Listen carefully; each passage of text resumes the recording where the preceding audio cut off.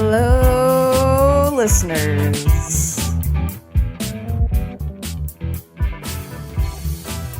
My name is Emily, and this is my podcast.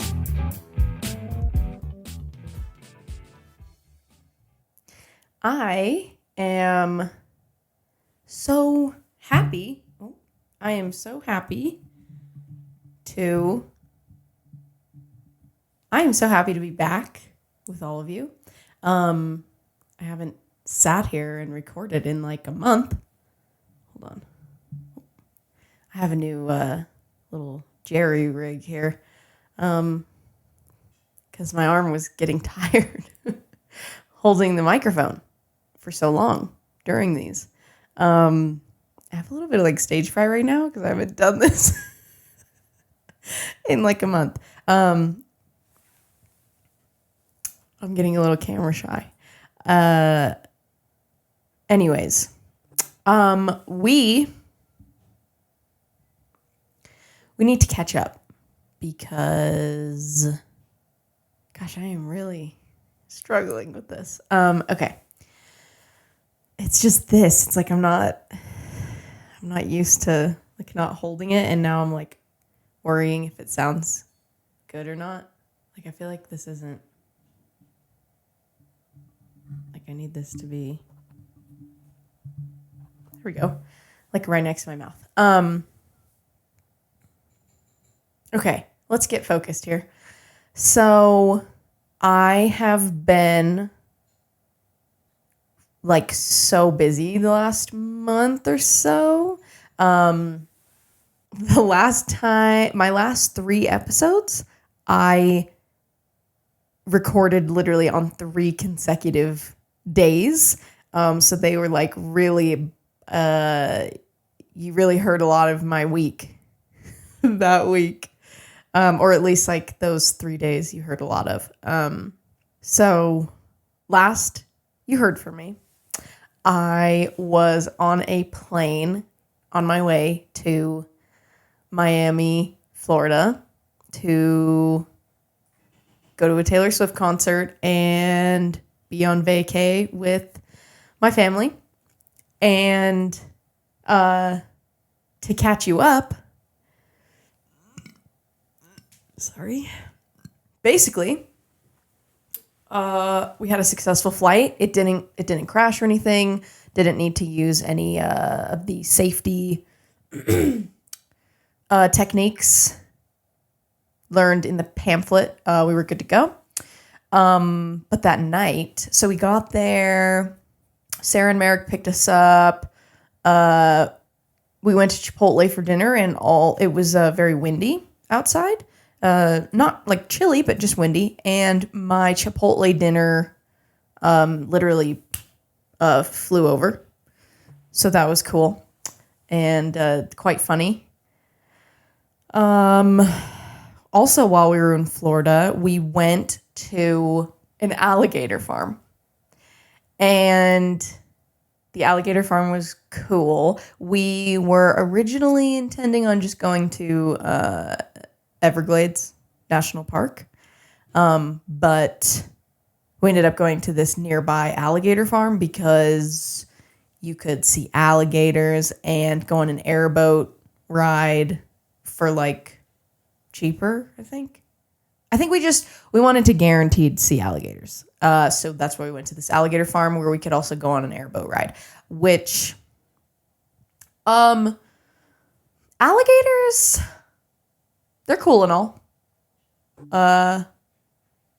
Wouldn't say they're like, okay, here's the thing about alligators. It's like crazy. Like it's just when you go to different parts of different geographic locations and they have different wild animals than you have. Like here in Reno, we have rabbits, lizards, snakes, deer every now and then, bears every now and then. But like in Florida, alligators and iguanas, which is crazy. Like, I don't know. It's just weird going to a different part of the world and being in a different biome with different types of species And that's just an interesting thing to wrap your mind around. But for me, the real highlight of this alligator farm was an airboat ride that we took. It was, I think that I really like the Everglades. Like, I don't know, there was something about you go out onto the water and then, there's like vegetation growing. Like, I felt like I was in Where the Crawdads Sing. I felt like a marsh girl. Like, I felt like I was just like, I don't know. I just felt calm. Like, in that moment, I understood, like, whenever there's hurricanes and such, and you'll see videos of people's houses that are just, like, on stilts on the ocean, and people are like, oh, my gosh, like, why would you build a house in that location? And I get it. It's, like, so peaceful and just so nice, and there was just something so soothing and wonderful about it. And I just really liked it. Like, I could have just been on that boat for hours and just had a great time. It also was just really funny because in the beginning they told us that if you sit in the front of the boat, you're going to get soaked with water. So because of that, we all sat in the back. And I'm pretty sure the people in the front did not encounter any moisture. Pretty sure it all went to us in the back. I mean, literally like waves of water hitting us. And it was just really funny. Later that day, after the alligator farm, us ladies went to Era's tour Miami night 2. And first of all, it was like such nice weather. Like, it was, we were in an outdoor stadium and it didn't rain or anything. It was like just like a nice balmy breeze. And we were kind of up high in the stands, but it was just like a really nice temperature. It's just a nice vibe. It was just good. Something about it was just really nice. It was just like the perfect temperature and like a nice breeze rolling in. What a magical night. I mean, literally, as soon as the show started, the tears started. Can't help it. Just who I am. I cry. And then when she started singing Lover, I'm literally sobbing my eyes out. I'm literally sobbing onto Caitlin's chest next to me. And she has me in an embrace and I'm sobbing my eyes out.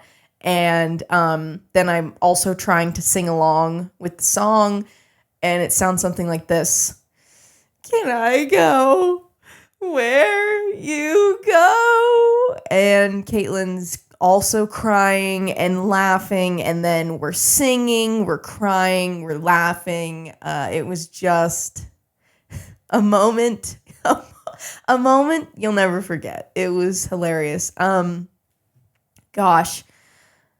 then she starts singing Fearless, and then that's like a whole nother wave of emotions, because like just that song means so much to me. Like, I go back and forth on my number one Taylor Swift song being either Fearless or August. I go back and forth. There was a while where I thought maybe it was August for sure, but I don't know. It's like, I'm thinking it might be Fearless. That song is so timeless, and I love it so much. It just is so nice and good and just makes you feel a type of way.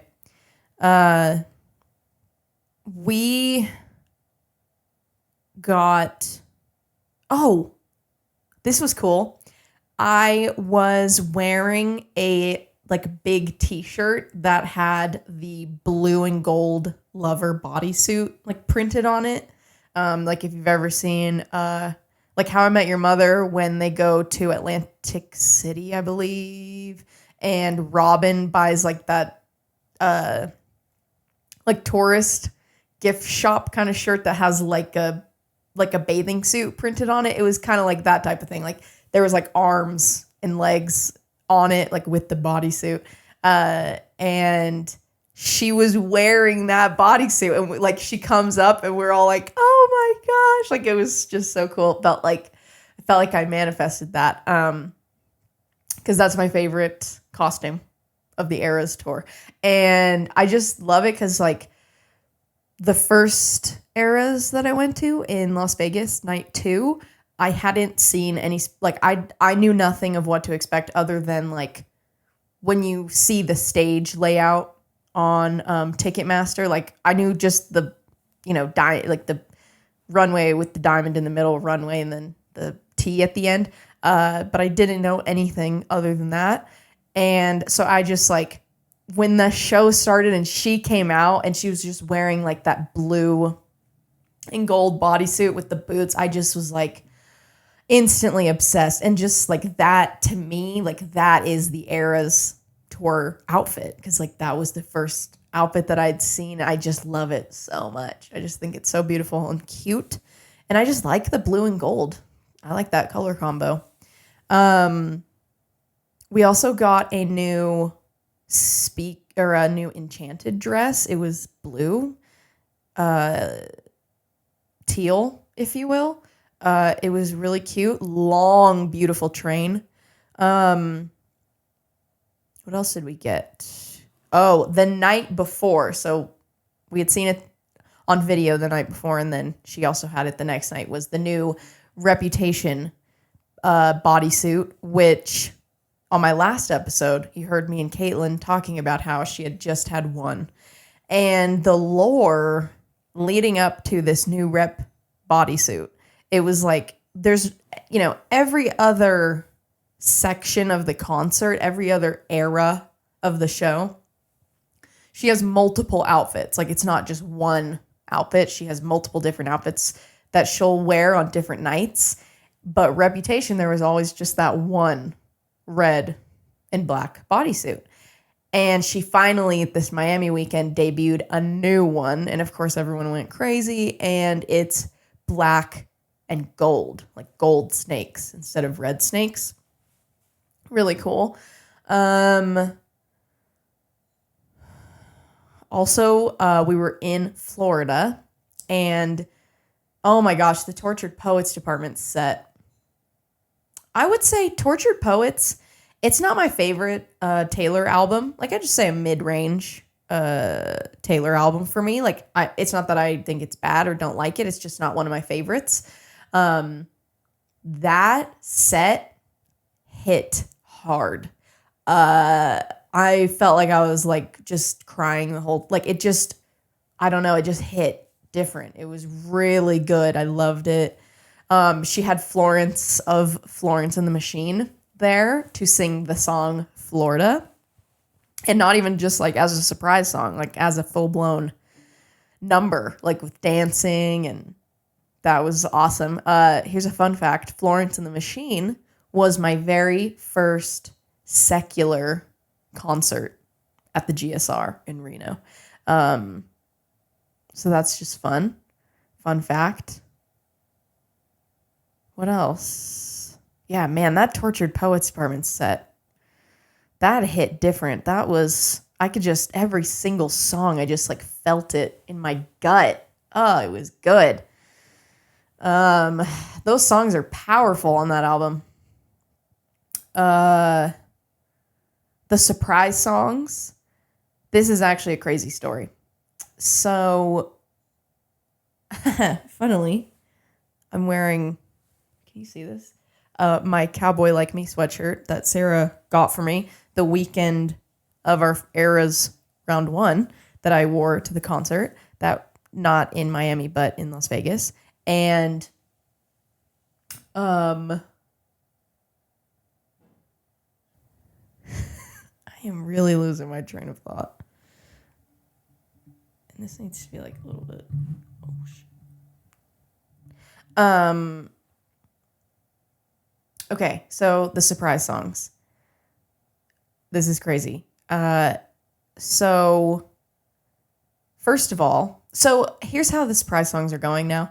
She does like mashups. So it's not just two songs. She'll do like a mashup on the guitar and a mashup on the piano. So you could get minimum 4 songs. Sometimes she'll even mash up 3 different songs together.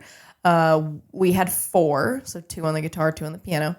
So the first song she starts playing, already I'm ecstatic because it's Should Have Said No from her debut album, which I love her debut self-titled album so much. That's when I became a fan. So that album just means a lot to me. I love it. I just love the songs. Think it's a great album. But she doesn't have a section of the Eras concert with the debut album. I'm hoping that it's maybe for some type of substantial reason. Like maybe when she does the re-release, she's going to do like a special, like maybe like a Disney Plus special of the whole album or something. I don't know. My hopes are high. I know I'm probably going to be let down, but I'm hoping that there's maybe some type of really cool reason as to why it's not part of the show. Because I will say Eras round 1 in Vegas, I was really sad that there was nothing from the debut era. So when she starts Should Have Said No, I'm like, oh my gosh, I was so happy already. And then it turned into a mashup with I Did Something Bad, which if you don't know, it's hard to explain, like if you don't get it. Basically, I Did Something Bad is a big song off Reputation, the album. And people really liked that number during the Reputation Stadium tour. Pretty popular number of the show. Routine, however you want to call it. And surprise songs, people were like keeping track, especially last year. Like the whole first run of Eras tour in the US last summer. Well, I guess 2 summers ago now at this point. And she had done like every song off Reputation for surprise songs and including the main Reputation set of the Eras tour, except for I Did Something Bad. And so people kind of thought, oh, she's going to do I Do Something Bad when she releases Reputation Taylor's version. So she did finally end up doing I Did Something Bad, but Reputation Taylor's version is not out yet. And that was like a while ago. So like her doing I Did Something Bad at this show, it wasn't the first time she had done it. She had already done it, but it's substantial when she does it. And just combined with the fact that the night before she had debuted the new Reputation bodysuit, it felt like, is she going to put out Rep this weekend? Or, I mean, it's just kind of a signal of like, Rep has to be coming soon. That's even a whole other thing. Just with the re-recordings, people have been waiting for Reputation Taylor's version for a while. And to be honest, people are kind of getting sick of it, sick of waiting. So much so that when Tortured Poets Department was announced, like people were upset that she didn't announce Rep TV. I mean, like literally she had just announced a whole like, oh, you guys are getting a whole brand new album. And people were still like, okay, but what about Rep TV? So it's very substantial and it's a big deal. So those were the first 2. Then, on the piano, so she does the 2 songs on the guitar. Then she goes over to the piano and she does,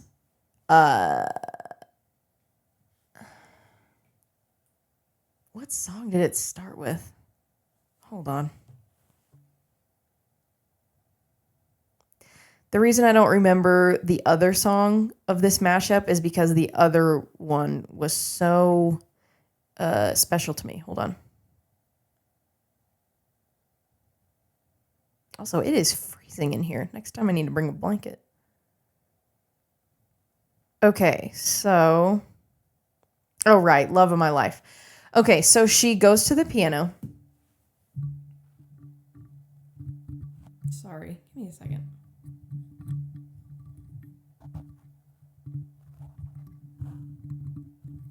Is that good? Okay. So she goes to the piano and she starts playing some notes and chords. And then I'm like, okay, it's Love of My Life. So she starts singing Love of My Life. And then the mashup starts and it's White Horse. So here's the significance of her playing White Horse as a surprise song at this show that we were at and why it meant so much to me. So Las Vegas, night 2, the show I was at, surprise songs start and she starts talking and surprise guest Marcus Mumford was there to sing Cowboy Like Me. And in that moment, that was already extremely significant to me personally because Sarah had just, one, that's one of my favorite songs. 2, Sarah had literally just given me this Cowboy Like Me sweatshirt the day before that I then wore to the concert that night. So it was already just like, wow, like I can't, this is crazy. Then she goes to the piano after playing Cowboy Like Me with Marcus Mumford on the acoustic guitar. She goes over to the piano and she plays White Horse, which for one is one of my favorite songs from Taylor Swift. And then for us to be at this Miami night 2 and her to play White Horse, it just felt like I just feel like the chances of if you've only gone to 2 Eras tour dates and you have a repeat on a surprise song, I just feel like the chances of that are very, very slim because she has so many songs. She has so many songs that she can do for surprise songs that just felt like I genuinely, don't laugh. I'm genuinely serious. I felt like that was a sign from God to me, for me. Like I just felt like I'm supposed to be here. I'm supposed to be here with these people on this night. And I just felt like God was saying like, you were meant to be here. And it just genuinely felt like a sign from God. I'm serious. I know I'm like kind of laughing because it sounds stupid, but that's just how it felt. Like I just had a full, like really weird feeling come over my body. Like it just felt supernatural. Like it did. I felt God. I feel God in this Chili's tonight. I felt God at the Eras Tour, Miami night 2. I did. I'm serious. It was really weird. I started crying and I felt really weird. And just the chances of that are so small to get a repeat song. It was just weird. But it was, to me, an extremely beautiful moment. The whole night, just, it went by so fast. I don't know. It's like the first time I went to Eras, it felt like the night was like going on and on forever because I didn't know what was coming next. It was like, but this one, I kind of already knew everything that was going to happen, but it was so nice just getting to appreciate everything, like knowing the dances, knowing what songs she's going to do, just nice, like just getting to, it's just a different type of experience when everything is a shock versus when you know what's coming and you really can appreciate everything that's happening in a different way. So that's my Eras tour story. Also, later that night, we're at our Airbnb and everybody is in bed. but Luke and I are still getting ready for bed. And basically, there's like a bathroom off the kitchen and like a bathroom in the back. I'd been getting ready for bed in the bathroom in the back. And then I like come out and I hear Luke saying like, oh my gosh, come here. You have to come look in this bathroom. Come look at this spider.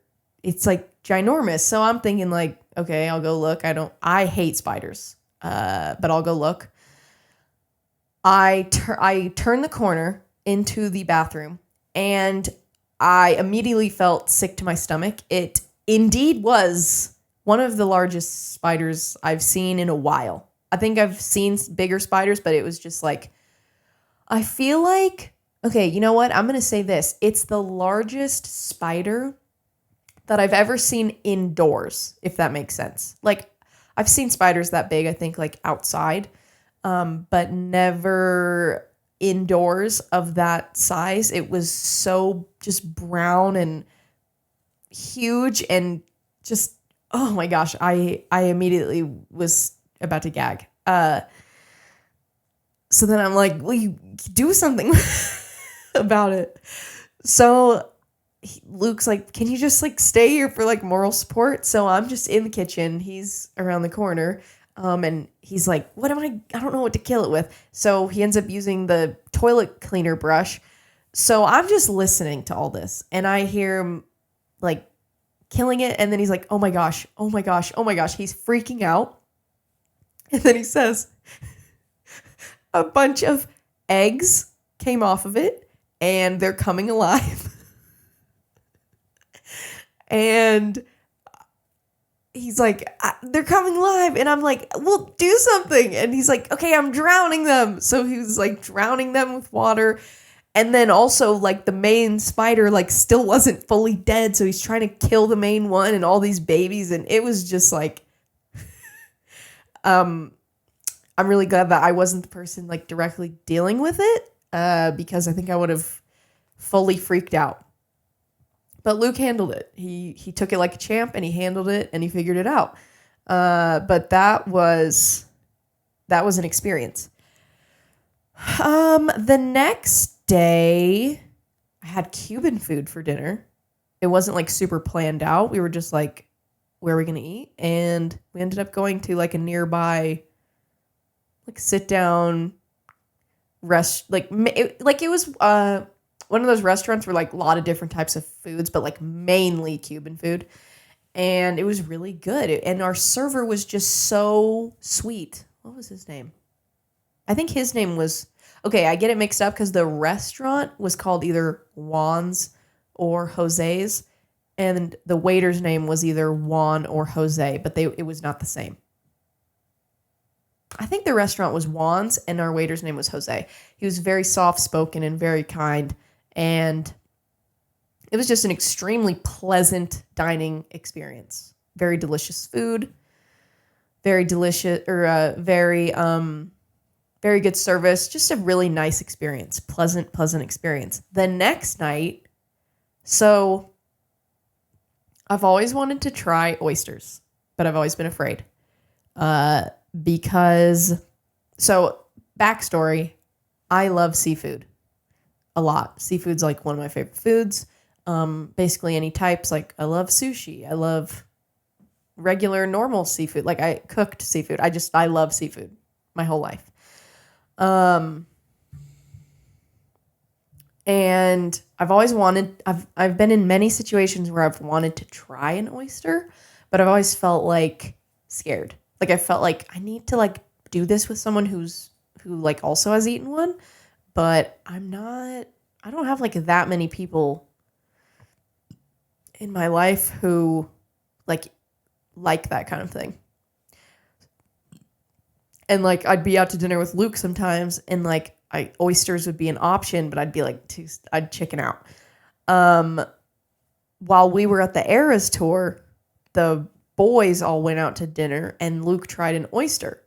So then I was like, oh my gosh, I really have been wanting to try an oyster and I'm kind of mad. I'm a little bit peeved that you did it without me.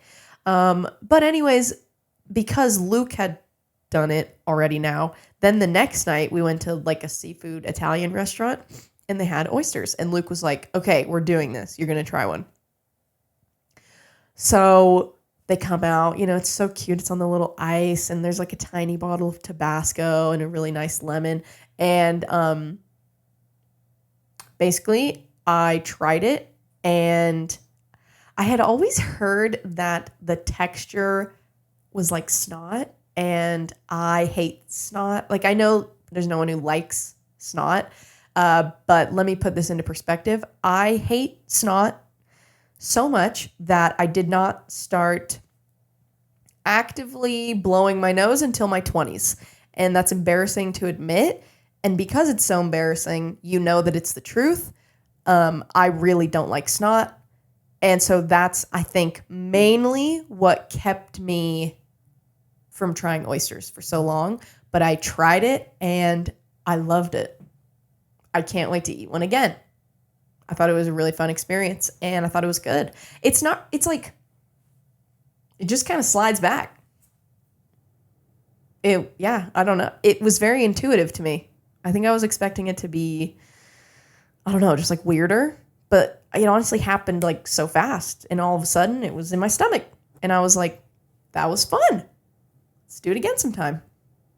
So yeah, I had an oyster. We then had a whirlwind of, we got home, and then we had to leave a couple days later to go to Simi Valley to celebrate Halloween. And I had a particular Halloween costume planned that I'm not going to reveal at this moment to the world, because I think I might still use it someday, and I want it to be a surprise when I do. So I'm still going to keep that to myself. But the items that I had intended on ordering, that in the past when I'd looked at said like overnight delivery, Prime. When I went to order my costume, days before the party I was supposed to go to, that I needed said costume for, the items were not going to be a 2-day or overnight, not today, 2-day shipping. It was going to be a few more days. So then I was like, well, back to the drawing board. So I ended up being Linguini from Ratatouille, my favorite movie. It's tough always like saying what's like your one definitive favorite movie, because I have like a handful, but I don't know, Ratatouille, it might be my favorite. Ratatouille is so special to me that I honestly barely ever watch it, because if I'm going to watch it, it's so serious to me, if that makes sense. Like, I don't ever just put on Ratatouille. Like, if I'm going to watch it, it's like it's a fully intentional moment of my life that I'm going to spend watching Ratatouille, because that movie is so brilliant and beautiful and creative, and I just love Ratatouille so much. So I dressed up as a Linguini. I found this hat, chef's hat, that has a light inside. You turn it on, and then it has like a silhouette of a rat in there. And it was a hit. People loved it. And I'd always dreamt of having a Ratatouille-inspired costume, and it worked out this year. So that's fun. Also, that Halloween weekend, I had my second Sunday in a row getting to watch football with my road dog, Michael Getty, who is basically like my NFL spirit guide, I would perhaps say. And just so that was just super fun. Like, just getting 2 Sundays of that. Just the vibes were immaculate. The vibes were high. That second Sunday, so the Sunday before Halloween, something really funny happened. So Nikki was with us, and she's a baseball girly. She's Dodgers and Angels fan. She's baseball. But she is dabbling in fantasy football this year. And so she was also watching the games with us. And it was so funny because it was the end of the Bears-Commanders game. And there's like I don't even remember how many seconds on the clock, like 2 seconds on the clock or something of the game left. And they're about to do like the final play of the game. The Commanders are. And Nikki says, well, hey, 2 seconds left. You never know what could happen. Like, she's so just positive and naive about it. Like, she's just like, she says like, hey, 2 seconds left. You never know what could happen. And me and Michael look at each other like, okay, Nikki, like, like you don't watch games that much. Like the chances of them pulling something off right now are like so slim. And then the play begins, and it's like the most insane sequence of events ever. Jaden Daniels is like scrambling. He's running, scrambling, like trying to figure something out. Throws a Hail Mary, all down the field. The ball gets to this, all these players run together. The ball ricochets off them. And then there's a Commanders player right back there, I don't remember his name, to catch it in the end zone. And literally they get a touchdown at the end of the game. And it was like, we were shook. Like, it was just so funny. Like, Nikki had just said that, and we're like, there's nothing about to happen, sweetie. Like, sorry, it doesn't work like that often. And then it did. And it was just like, literally, like, I was off my feet. Like, I couldn't believe my eyes. It was insane. That was one of the sickest things I've ever seen. Wow. Commanders are really having a season. They really are. They're very fun to watch. Honestly, on Sundays, like, that's one of the games I want to watch, is whatever game they're playing.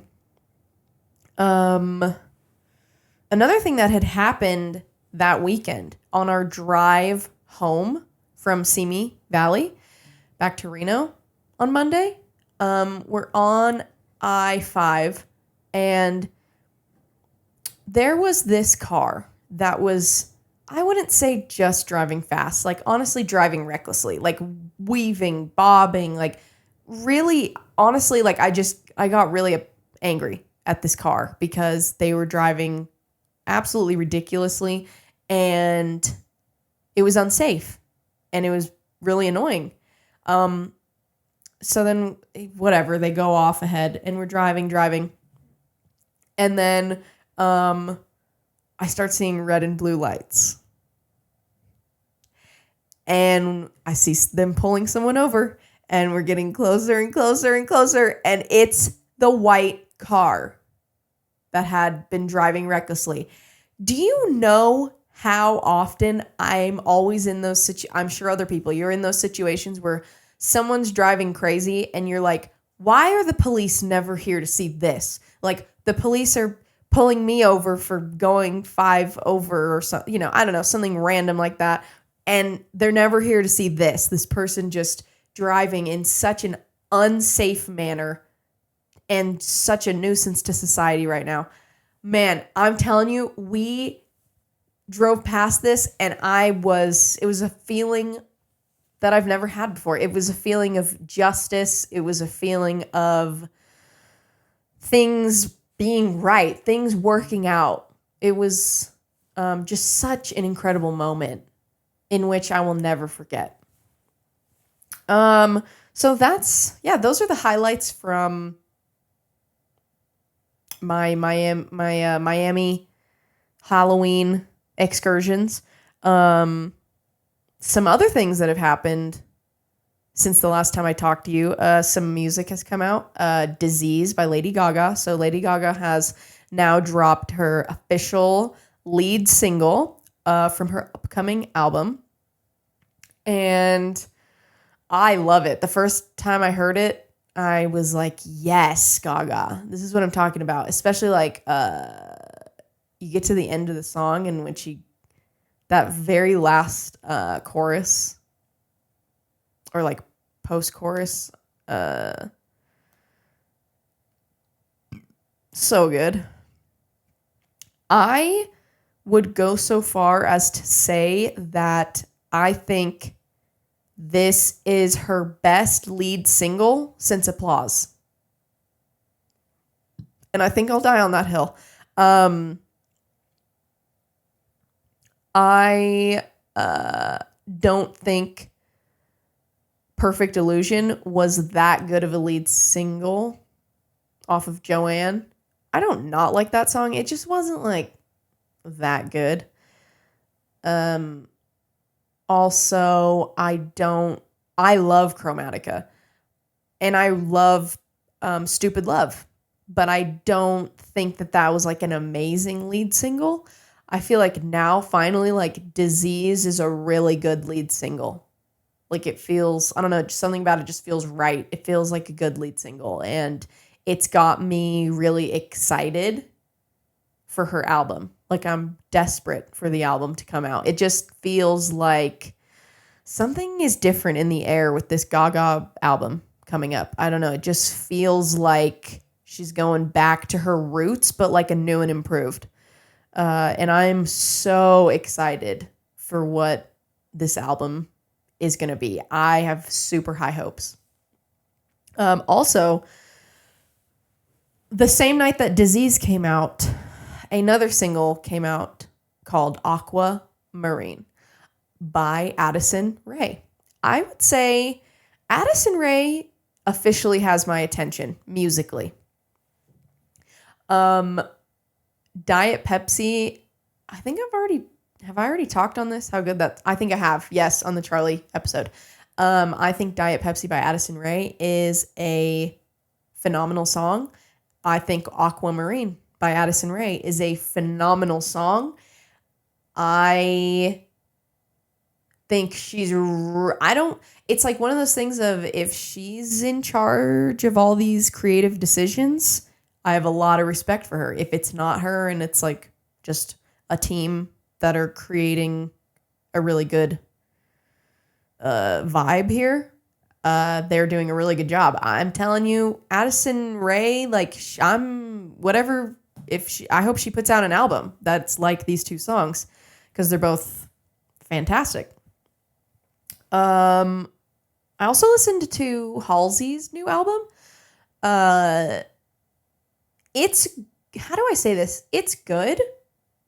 It's not something that I would like go to and like listen to on repeat, but it's one of those things where like when I listened to it, I thought this is good.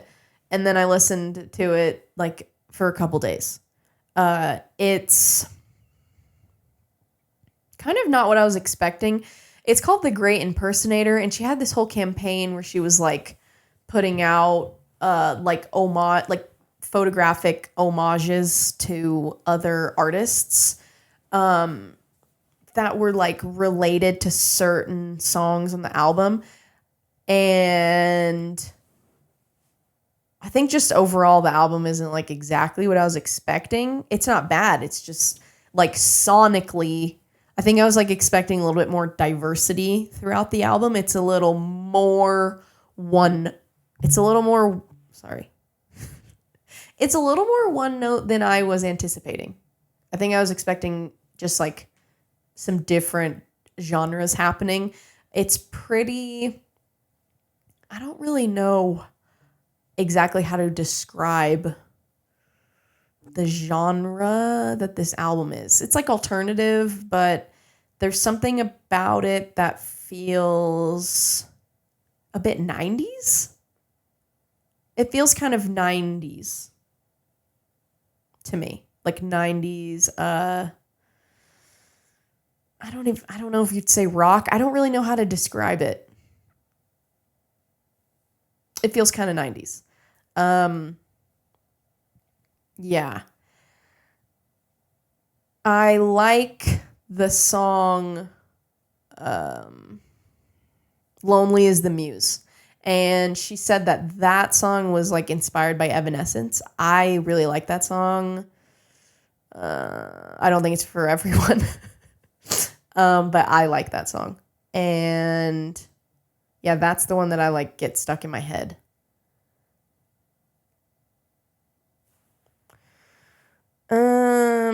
I've had a new go-to breakfast lately.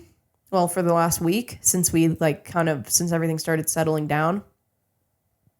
The whole time we were out of town, I just was like really wanting steak. I was just like craving red meat. I just really wanted steak.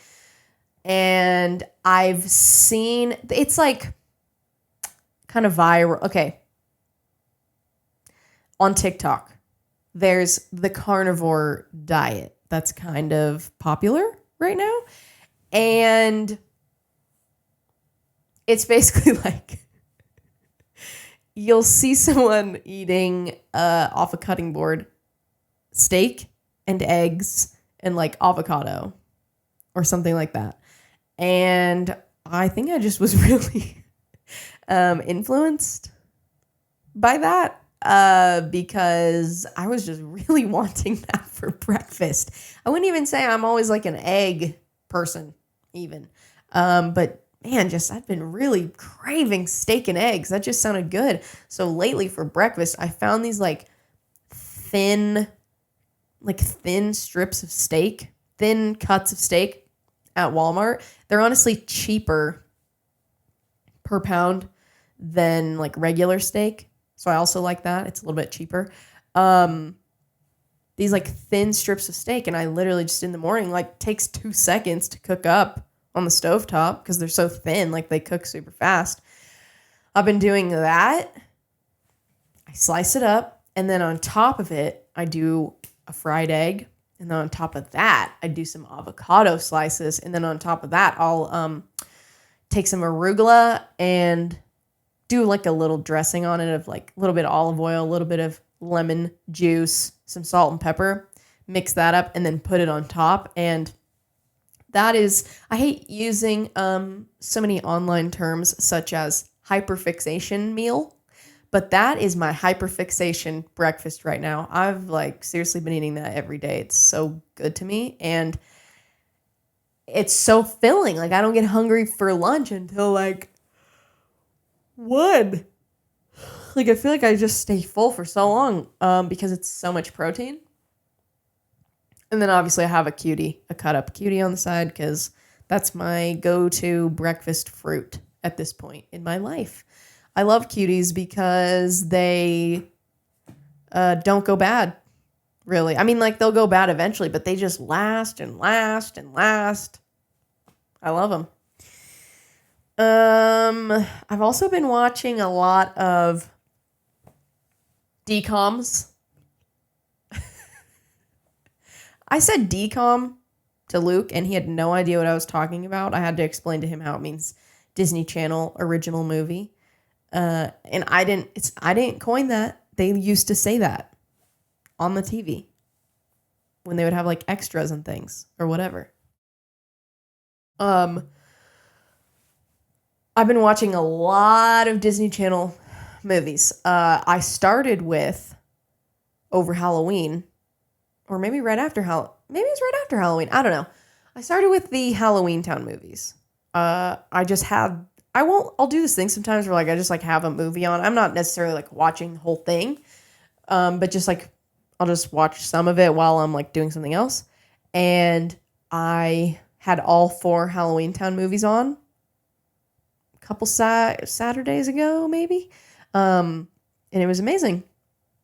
And then that just got me onto a down the line. I watched Get a Clue one night with Lindsay Lohan. And you know those times where you will watch something or do something and it like unlocks deep memories in your mind? Watching Get a Clue, there were so many things that would happen where I'm like, oh my gosh, I totally remember that, or I totally remember that outfit or that prop or this sequence of events happening. Like it's just so many memories unlocked watching that movie. And I also was telling Luke, like, it's so funny when you're little and you watch a movie that has like 14, 15-year-olds as the main character and you're like, oh my gosh, they're so old. And now as a 28-year-old, I'm like, oh my gosh, they're so young. Like, I can't believe how old they looked to me when this came out. Like, now it's like, oh my gosh, Lindsay Lohan is such like she had to be like 13, 14, 15 making that movie. That movie's good. I like it. I kept falling asleep, so I actually had it on a few nights in a row before I finally like legitimately finished the whole thing. Then I watched the Cheetah Girls movies. I mentioned in my last episode how much I love Cheetah Girls 2. Honestly, Cheetah Girls 1 is pretty good too. Raven, she's an actress.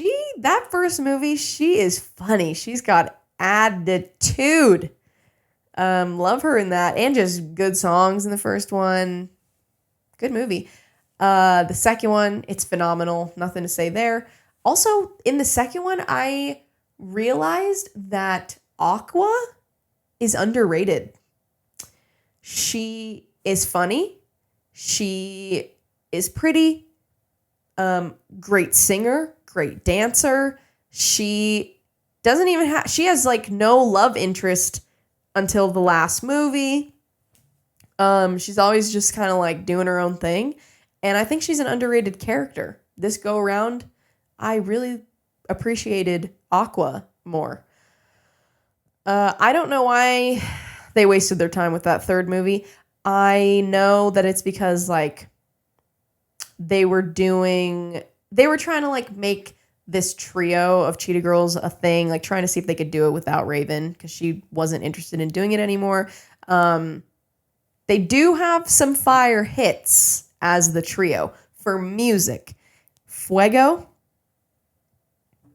Nikki knows what I'm talking about. Fuego by Cheetah Girls slaps to this day. Great song. Cheetah-licious Christmas.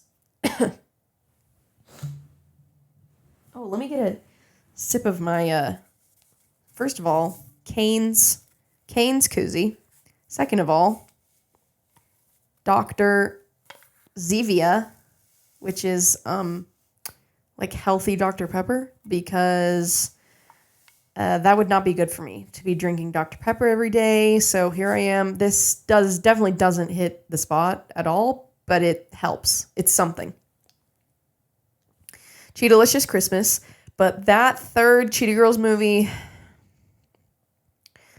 no. It's not horrible, but it's not good. And just the whole storyline of, oh, Galleria's not here because she got into Cambridge. That is so not on track with Galleria's character. In the first two movies, like, she's the one who's the most serious about the Cheetah Girls.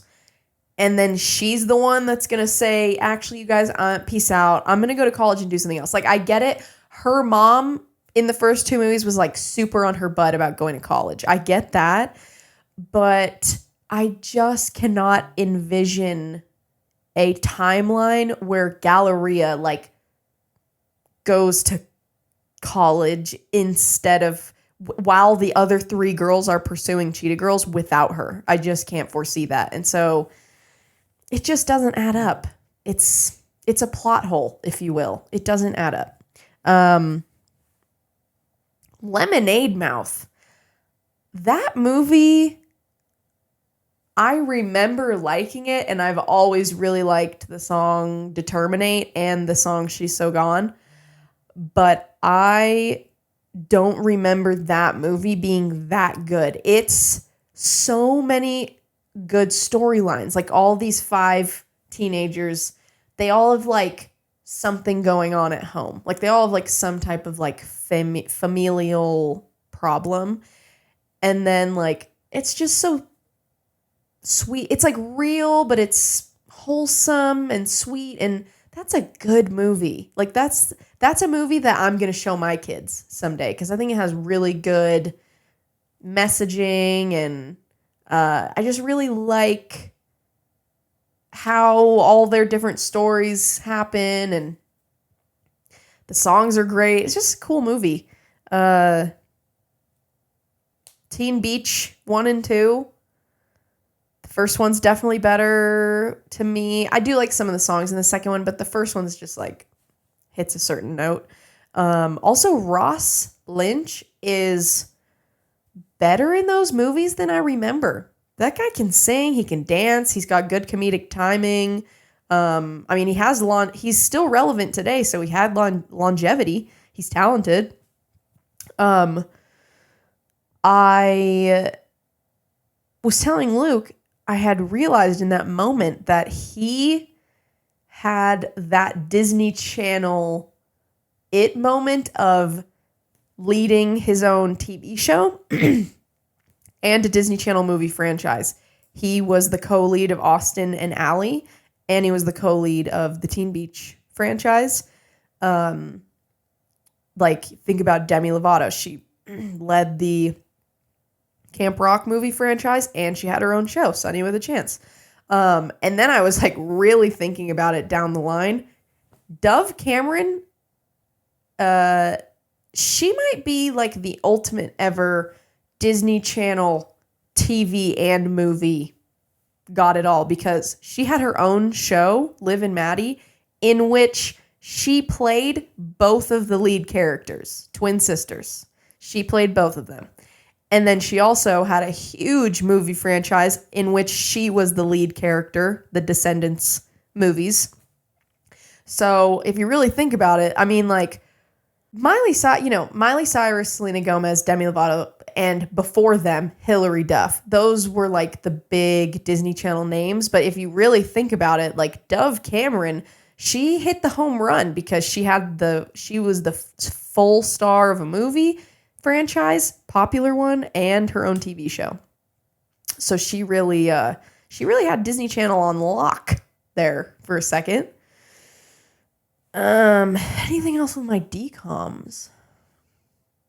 I think that's about it. I hit a roadblock in my watching marathon, multi-day marathon of watching DComs, because we're on an account with Luke's parents, and then now we're getting this message that's you're not in the right household to be watching this. And I'm shoot. So don't know. I'm going to have to deal with that here soon. Not today. Here's how I know that I'm becoming a full football fan. Obviously, I'm a Packers fan. And, let's just back up. Sorry, it's the Dr. Zevia. So, obviously, with liking the Packers or liking any team, you're supposed to not like the other teams in your team's division. In the NFL, there's two conferences, but then in each conference, there's groups of divisions, and in each division, there's 4 teams. For the Packers, for instance, we are in the NFC North, which is the Packers, the Detroit Lions, the Minnesota Vikings, and the Chicago Bears.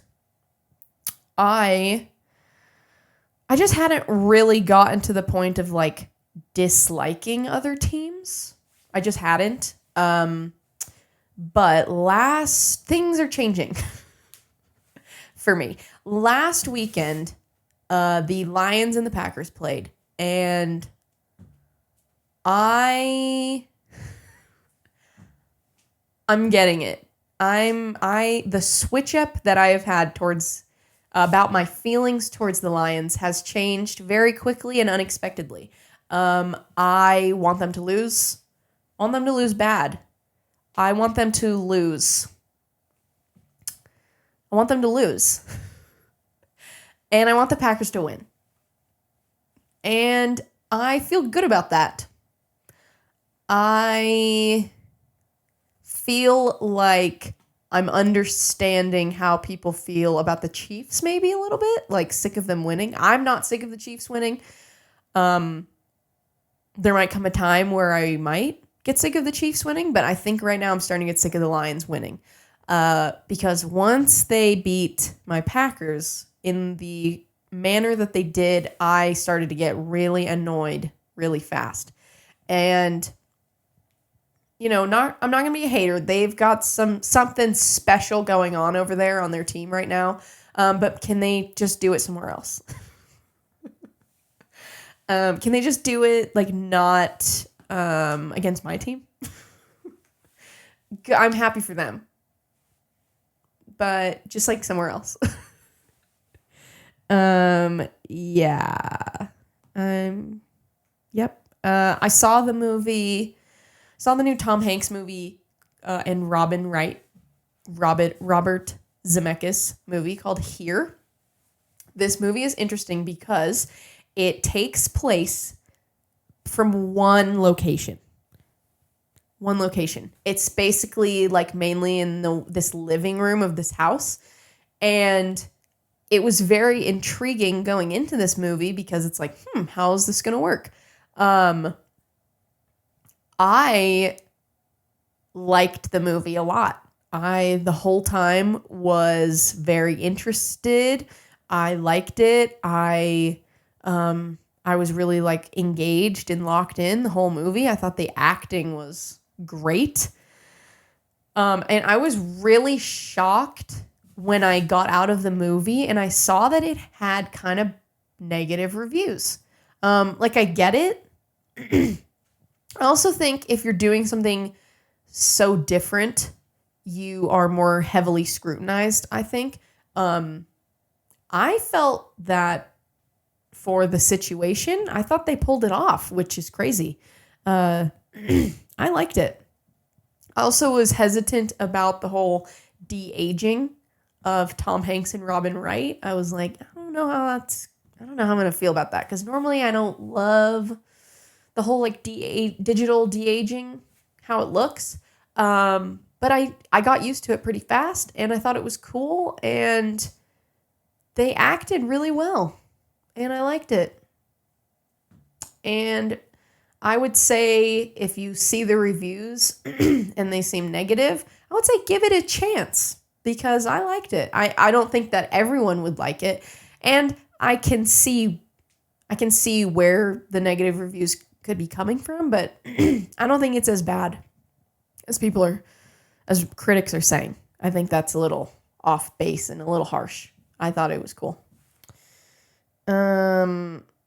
Something also that's been on my mind is, I don't know if anyone else is like this. I am a person who really thrives off of routine and structure, but I also really thrive off of novelty and new. And because of this, I have like gotten to a point in my just life routines where like I just believe everything has to be really intuitive, you know? Like if you have a certain thing that for a while you wake up and you do like one certain series of events in the mornings. But then like this happens to me. I'll have like a really set routine for a while and then I'll go on a trip or something. And when I come home and I've been like out of my routine, I kind of end up developing like a new routine, if that makes sense. Like still a routine, but just like a different one based on what intuitively feels right to me. And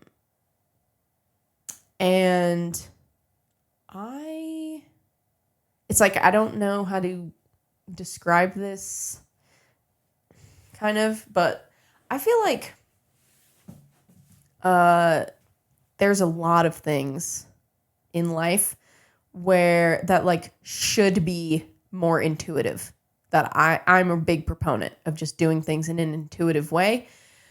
Like eating, for instance. I like was one time describing like my view on eating habits, and someone said, "Oh, that's called intuitive eating."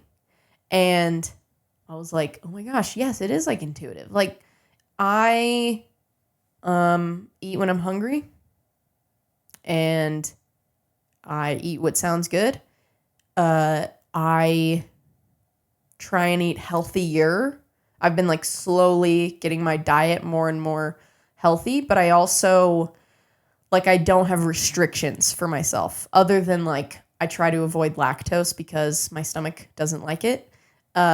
But even that, like if I want to have lactose, I take a pill, a lactose pill that makes me digest it. So I'm kind of just have this belief in like, and obviously like not everything in life can be intuitive. Like there's certain times where you have to do something at a certain time. But I'm just a big proponent of like really getting in touch with yourself, because your mind and body and spirit, like a lot of times will tell you what it needs or what it wants. Like, and I feel like not everybody is like this, where sometimes I'm like, what should I do right now? Like, I don't know. Like sometimes I get like, so wrapped up in perfectionism, and I'm like, I don't know what to do right now.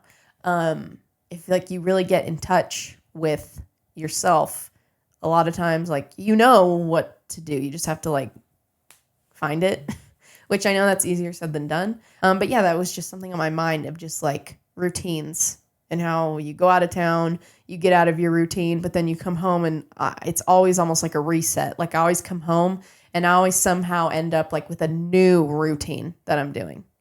An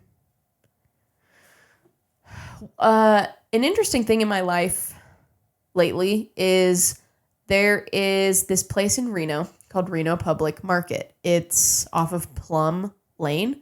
It used to be like an old mall, Park Lane Mall, Shopper Square, Park Lane Mall. I don't know. But then they renovated it into this like food hall that also has like is supposed to have shopping. There's now a junkie in there. I really like this place because it's rather large, and when I would like to go somewhere and work when I'm in town, I like going somewhere that's not super crowded. It's like I can have my own whole table and spread out and not feel like super crowded and stuff. It's not the best place if you need to charge, like if you need to plug your laptop in, because it's like there's only a few good locations that has like a good plug nearby. But if you don't need to plug your laptop in, I love working there because it's just so open. And you also don't necessarily like need to buy something to go there. I hope I don't get in trouble for saying that. Because like, it's not like, okay, you go into a small Starbucks and sit down and it's like, they can see if you haven't gotten anything and it's like uncouth. At RPM, it's so big and no one's looking at anything, and like you can just go in there and sit and no one cares. I will say a lot of times I'll like go over to the Sprouts next door and get like a sushi roll or something, or a soda or something over there. But I don't like really eat any of the food at Reno Public Market. I just go there a lot. But one of my most interesting times is whenever I go there and seeing what's closed.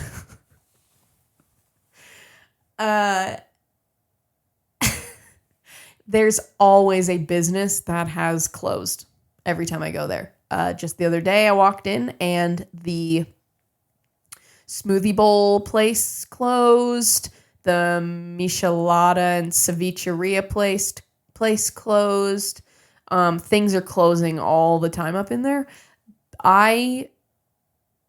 If there is whoever runs Reno Public Market listening, I feel like the problem is the food there is expensive and it's not that good. I feel like you need to find a way to attract some different businesses, or you need to lower your rent so that the places that are there can lower their prices. Because something's not working. I'm sure you know that, whoever is in charge of it. Something's not working. And it has so much potential, and I just don't want you to waste it. Because I rather like going there.